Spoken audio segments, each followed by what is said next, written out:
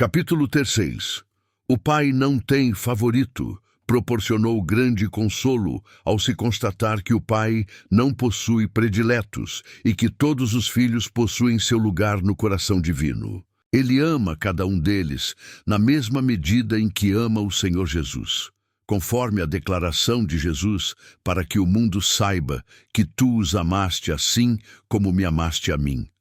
Todos detemos a mesma redenção. A obra que ele realizou em Cristo erradicou integralmente o poder do adversário e redime agora todo aquele que aceitar a Cristo como Salvador e confessá-lo como Senhor. Essa redenção advém das obras do adversário e de seu domínio sobre a existência humana. Todos possuem a mesma justiça. Ninguém detém uma justiça superior ou em maior quantidade. A justiça é conferida através da nova criação.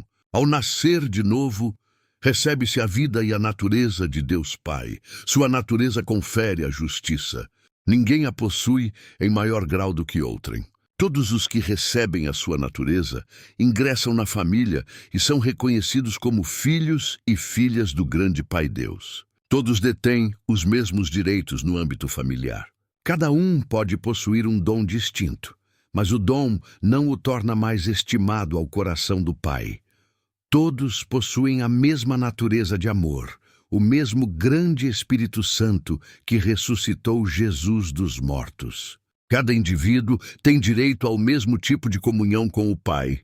Cada indivíduo tem direito ao uso do nome de Jesus.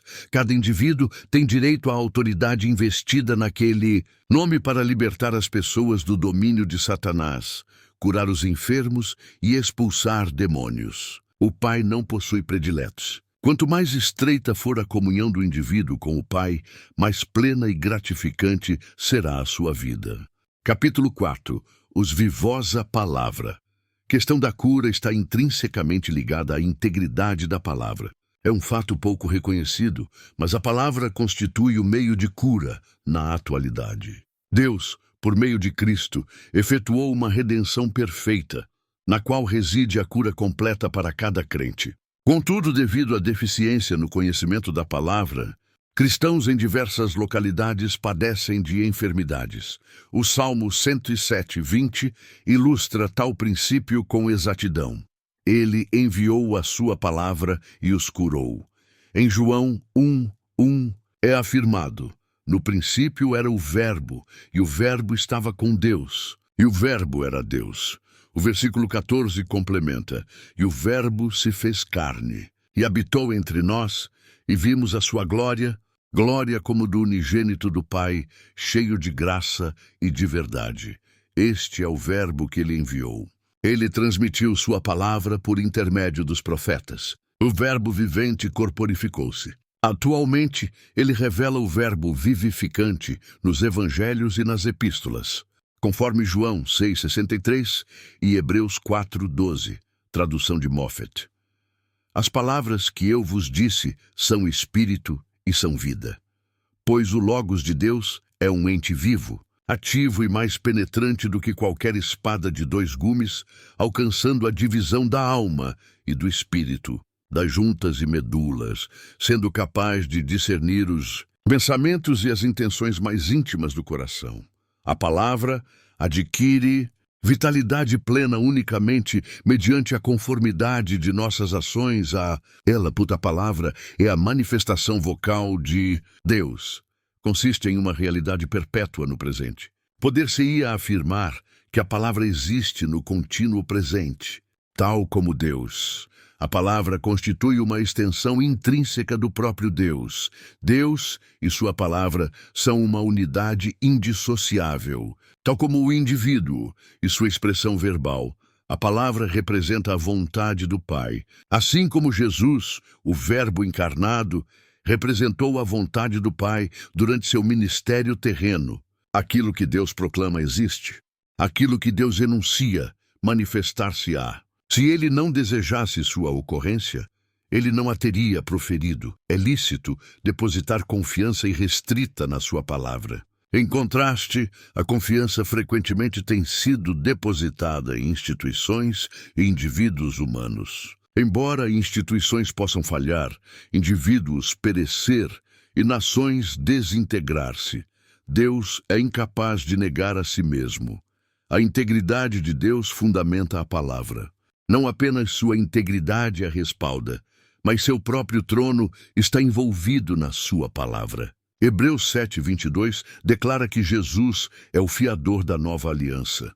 De tão melhor aliança, Jesus se tornou fiador. Ele garante cada palavra, desde Mateus até Apocalipse. Cada palavra foi divinamente inspirada. O trono sobre o qual Jesus está assentado respalda integralmente cada palavra. Fé, esperança e assentimento. Mentalé imperativa, uma distinção clara na compreensão entre crença e assentimento mental. A crença na palavra implica em agir conforme a palavra. O assentimento mental, por sua vez, constitui o reconhecimento da veracidade e integridade da palavra, sem contudo a correspondente ação. O assentimento mental pode ser comparado a observar o bolo na vitrine de uma padaria e cobiçá-lo sem que isso implique sua posse. Esperança não equivale à fé. Não é crença. A esperança projeta-se perpetuamente no futuro. A fé se manifesta invariavelmente no presente. Não se confunde com passividade, que se caracteriza por uma inércia silenciosa, desprovida de ação ou discernimento. A crença consiste em agir conforme a palavra. Crer na palavra transcende o mero reconhecimento de sua veracidade integral. Implica em tomá-la como uma realidade presente e pessoal. Agir conforme a sua palavra é cumprir a sua vontade. Ele é honrado quando agimos em conformidade com a palavra. Ele é desonrado pelo nosso assentimento mental, a sua veracidade, pela nossa mera esperança de que ela se concretize em algum momento futuro, e pela nossa passividade que se compraz silenciosamente na palavra, mas não a assimila nem a vivencia. Aquele que crê possui. Se o indivíduo crê, ele possui. Seu nome é glorificado mediante nossa atuação na palavra. O Pai é glorificado por nossa atuação na palavra. Deve-se recordar que seu trono respalda sua palavra, e sua integridade está integralmente envolvida nela. João 15:7 afirma: Se vós estiverdes em mim, e as minhas palavras estiverem em vós, pedireis tudo o que desejardes, e vos será concedido. Nisto é glorificado meu Pai, que produzais muito fruto, e assim sereis meus discípulos. Este é o fruto da palavra que reside em nós, e que tem impulsionado orações que recebem resposta. A tese discutida: existem duas perspectivas concernentes à cura. Perspectiva mais difundida postula que a cura não reside inerentemente na obra redentora de Cristo, mas é acessível a nós mediante a posse de fé suficiente para reivindicá-la. Esta crença defende que a fé constitui um dom divino. Se Deus conceder a um indivíduo fé para sua cura, este será curado. Caso ele não conceda fé, não haverá necessidade de empenhar-se pela cura, e a única esperança residirá no braço da carne. Tal visão demonstra superficialidade, sendo um produto do conhecimento sensorial. O conhecimento sensorial refere-se ao saber do homem natural, adquirido por meio dos sentidos. Representa a modalidade de conhecimento transmitida em todas as nossas instituições técnicas, escolas e universidades. O outro tipo de conhecimento é o conhecimento revelado. Este ensina que os milagres são válidos para a contemporaneidade. O conhecimento sensorial o refuta em grande medida, por transcender a esfera dos sentidos. A segunda perspectiva sobre a cura é que ela constitui parte integrante do plano da redenção, que a doença surgiu com a queda e que a enfermidade é uma obra do adversário. Visto que a doença adveio com a queda, Deus é o curador natural e lógico. O ser humano é incapaz de resolver o problema do pecado. Ele não pode justificar a si mesmo. Ele não consegue libertar-se da consciência do pecado. Essas só podem ser alcançadas por meio da obra consumada de Cristo. Deus predispôs que, ao sermos recriados, uma recriação que advém do recebimento da natureza e da vida de Deus, Seríamos justificados e participaríamos de sua justiça, que é a sua própria natureza, conferindo-nos a posição de filhos. A nova criação transcende o mero batismo ou crisma. Consiste em receber a vida e a natureza do Pai. Nossos espíritos são recriados mediante o recebimento da vida eterna. Isaías 53 detém a chave da redenção. Jesus foi constituído pecado em relação aos nossos pecados. Ele não apenas foi constituído pecado em relação aos nossos pecados, mas também adoeceu com as nossas enfermidades. O homem natural é designado como pecado, conforme 2 Coríntios 6, 14 e 16. Não vos prendais a um jugo desigual com os incrédulos. Pois que sociedade tem a justiça com a iniquidade? Ou que comunhão tem a luz com as trevas? O crente é designado como justiça. O incrédulo é denominado iniquidade. Ele não apenas cometeu pecado, mas constitui pecado em si.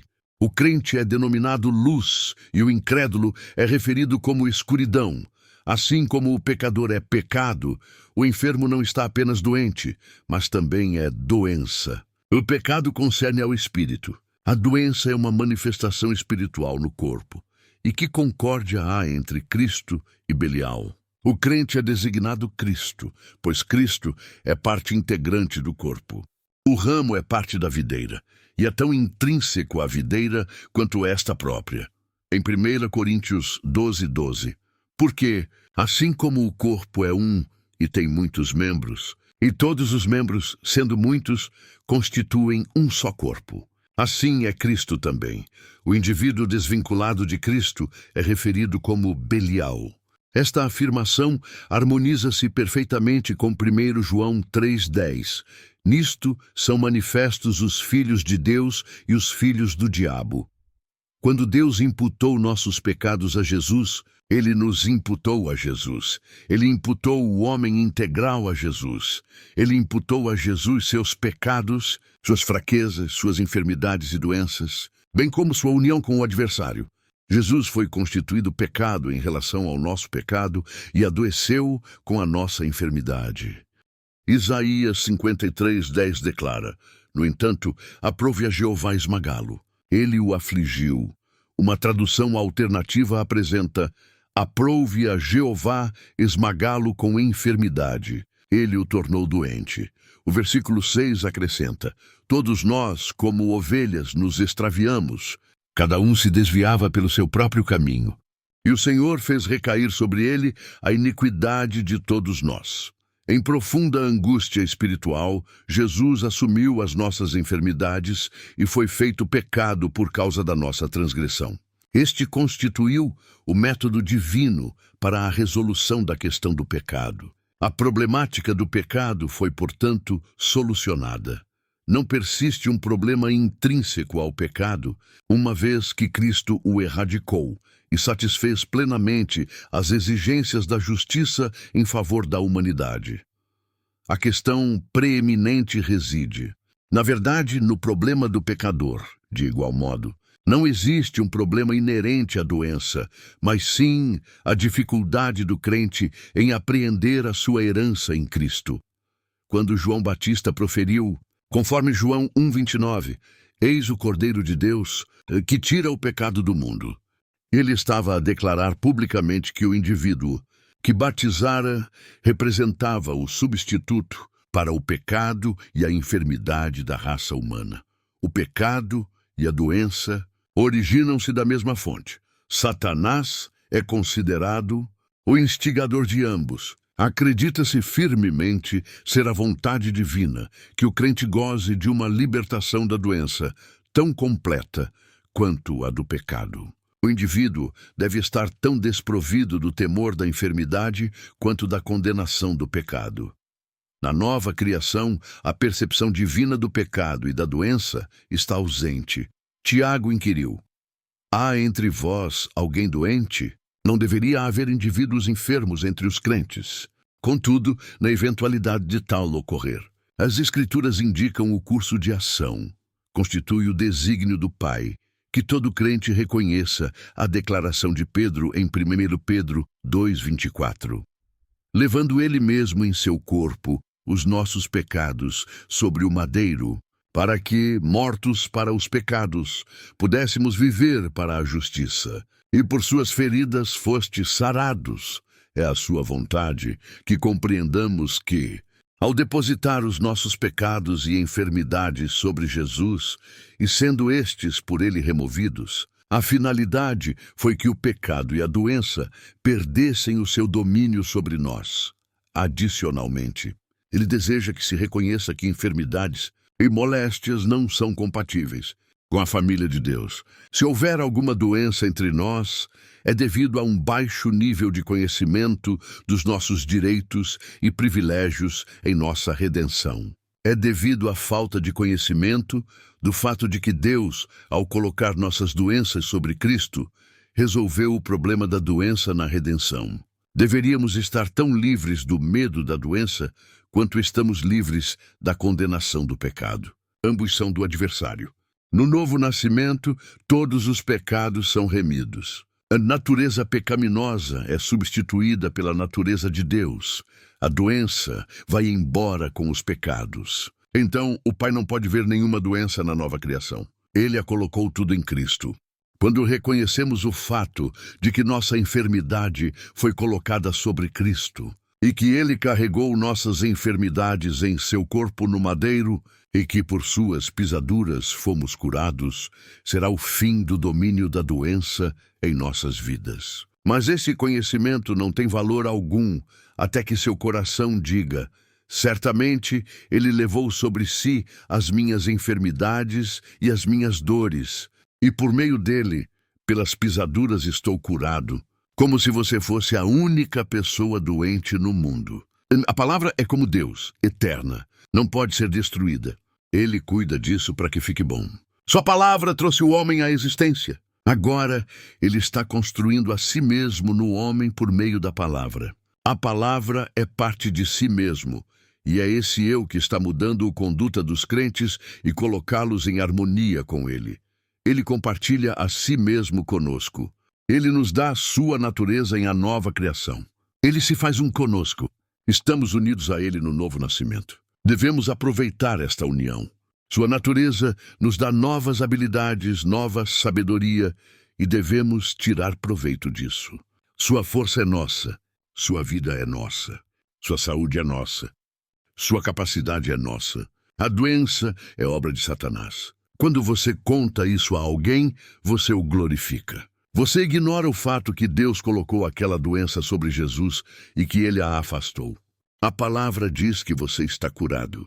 Acostume-se a agir de acordo com a palavra.